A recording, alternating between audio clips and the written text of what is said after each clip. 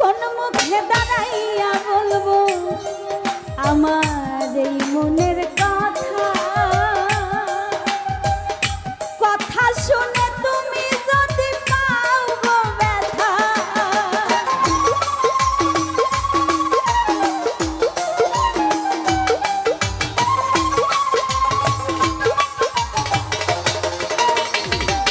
ওই আমি কোন মুখে দাঁড়াইয়া বলবো আমার এই মনের কথা,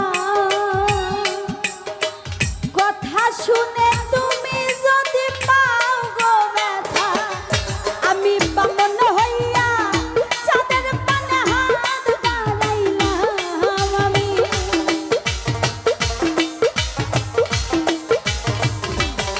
আমি